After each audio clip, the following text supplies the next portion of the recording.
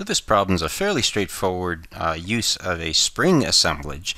In this case, we've got three different spring elements. We've got three different spring constants, k1 through 3.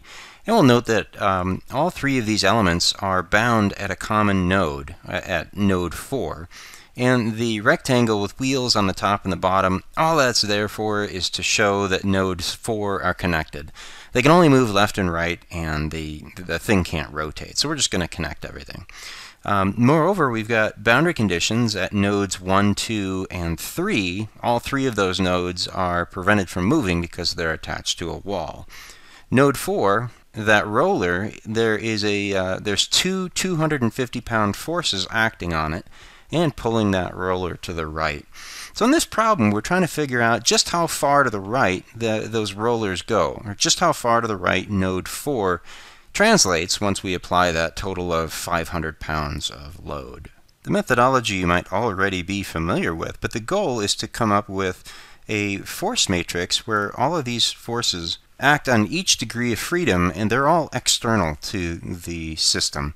So for example, if we looked at this, if we drew it out, we've got three unknown forces for this spring assemblage. We don't know the reaction forces at nodes 1, 2, and 3. However, we do know that there's a combined load at node 4 acting to the right, a total value of 500 pounds. And what we've also got is a degree of freedom vector in which the first degrees of freedom for nodes 1, 2, and 3 are 0, but what we don't know is the displacement of node 4, which is what we're after to begin with. In this, I'm going to introduce something, I'm going to move it aside for the moment, but I'm going to introduce something known as a connection matrix. And this is going to help us analyze this in Matlab. So we'll look at this briefly later. So when we're assembling our stiffness matrix, we're looking for an element associated with the first degree of freedom. So I'm looking at anything has U1 and U1. I only see one, and that element, that value, we'll be placing in the upper left location. We've also got U4 at that location. We've got another U4 at that location, and then a third one. So the sum of these things is going to be positioned in row 4, column 4. So that's going to look, in this entry right here, is going to be equal to K1 plus K2 plus K3.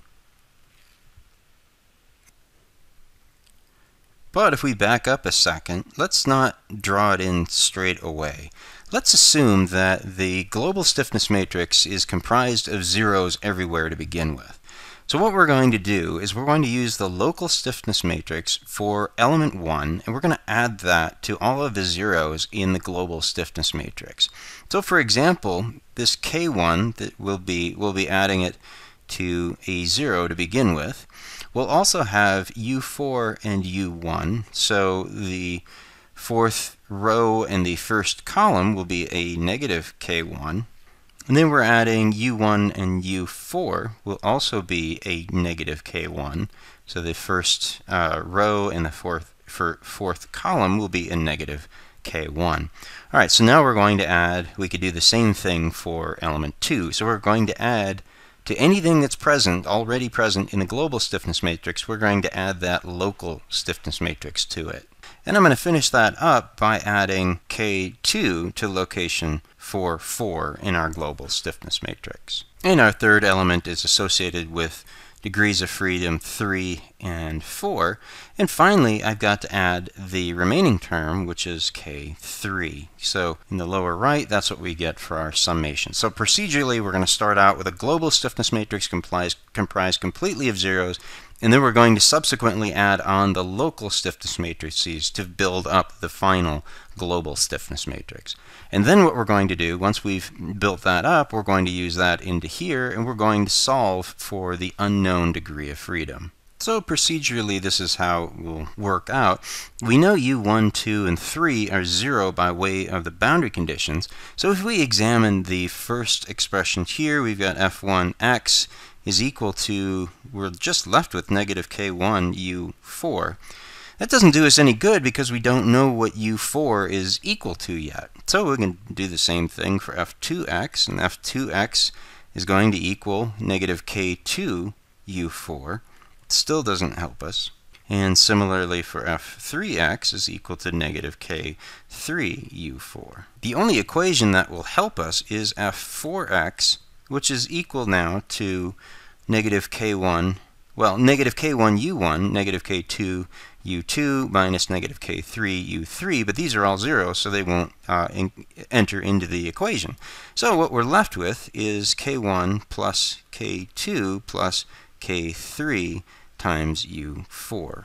And because we know f4x is equal to a total of 500 pounds, we know the three individual spring constant, that allows us to solve for u4, which we'll find is equal to 0.0038 feet. Note that because we only use the lower right, a shortcut for this is to simply cross off the rows and the columns associated with the first degrees, the degrees of freedom that are inactive.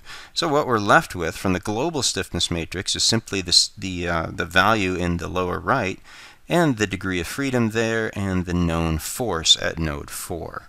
So that's something we're going to do here a little bit more systematically when we get into more complicated structures, is to work with only what you might call the active degrees of freedom within the global stiffness matrix. So to do that, let's bring back our what we might call a connection matrix or connectivity matrix. And within each row of this matrix, we're going to associate it with one element. So the first row is element 1, element 2, and then element 3 in the third row. And for each column, we're going to associate it with the degree of freedom associated with each element. And because spring elements only have 2 degrees of freedom, we'll just have 2 columns in this instance. So let's take a look at element 1. Well, element 1 is associated with the degree of freedom of node 1 and node 4. So we're going to make a couple of entries, so 1 and 4. Element 2 is associated with node 2 and node 4.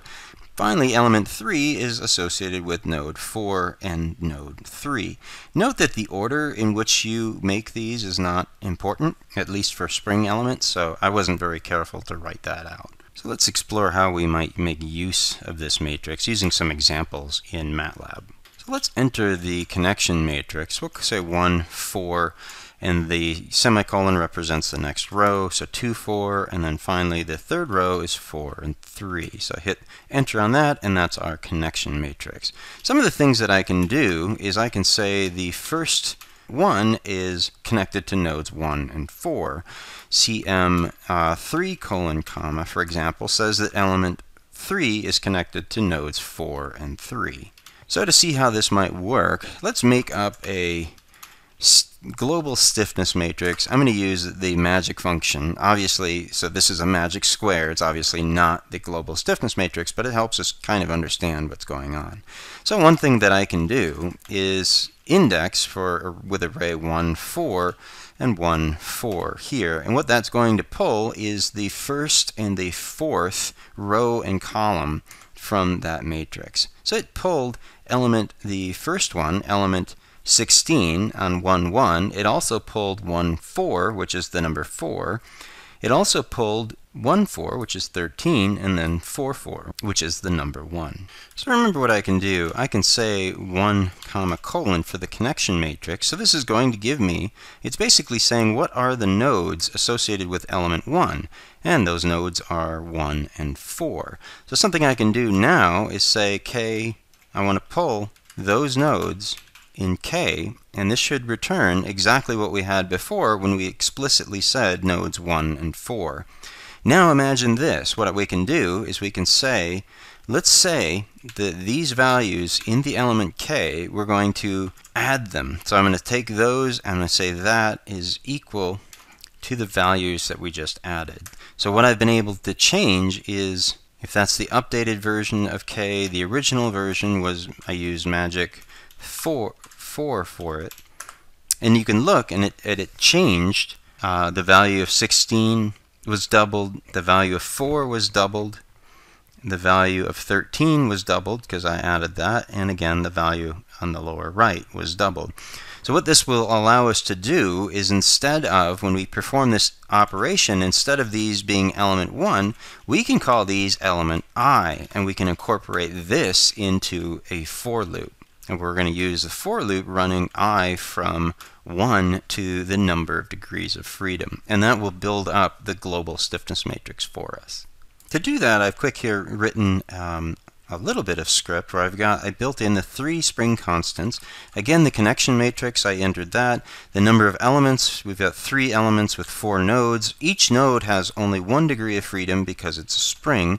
And I've got the number of degrees of freedom is just the product between those two. So let's make the global stiffness matrix. We're going to start it out with being 0. So the number of degrees of freedom and the number of degrees of freedom on both dimensions, it'll be a square global stiffness matrix. So what I can do now is I'm going to do a for loop. I'm going to say for I equal 1 to the number of elements, and within here I'm going to say, and from within here I'm going to say we're going to deal with k. Let's do the ith node. So we're going to do the connection matrix I comma colon, so the first row in that, comma I comma colon. So that gives us the elements within the global stiffness matrix that we want to change. So we're going to take those values, whatever they may be. They're currently 0, but we're going to take those values and we're going to add that. And I wrote a function called spring stiffness that takes in the spring stiffness for the particular element. So this function will look like this. Call it local k.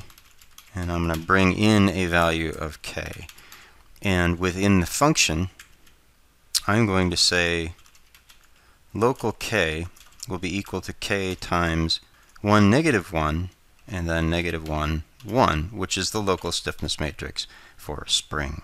So note that this generates a 4x4 local stiffness matrix, and within the loop I'm going to add that to the appropriate locations to the global stiffness matrix.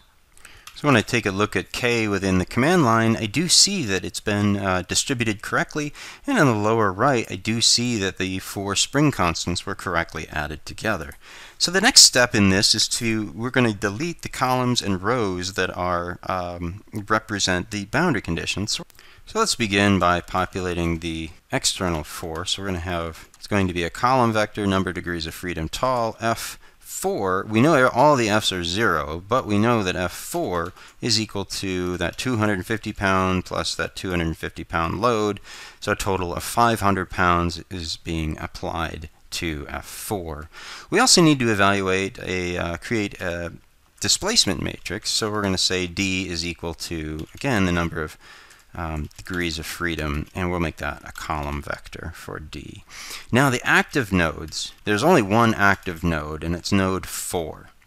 The way we're going to solve this is we're going to say that the displacement of all the active degrees of freedom is going to be equal to the active degrees of freedom in K. We're going to use the left divide operator, and we're going to use F active. So you look at this, you say, well, all right, F active is just equal to 500. This K, this is just K44, which we already found was the sum of the 3 spring constants, and that's going to be equal to the displacement of node 4. So this methodology is probably overkill for assembling just 3 springs, but it's going to be very useful down the road when we develop more complicated structures. So when we run this, again, our global stiffness matrix and then our displacement matrix shows that node 4 moves, like we saw before, 0.0038 feet to the right because of those applied loads. Now this doesn't tell us anything yet about all the forces. All we see is that one external force of 500 pounds. What we really need is the 3 reaction forces from the other 3 nodes. So to find that, that's as easy as, now that we know the displacement matrix, it's as easy as doing the matrix multiplication of K and D. So running that, again, here's the global stiffness matrix, here's the displacement matrix, and now we've got our force matrix. So indeed, it shows that the external forces on all 3 nodes that were fixed to the wall are all in the negative direction. So they have a tendency to balance out that 500-pound load to the right. So one final thing that we ought to check is that the sum of the first 3 nodes in our force vector had better sum to -500, which they do. And they sum to -500 to make sure that we're in static equilibrium.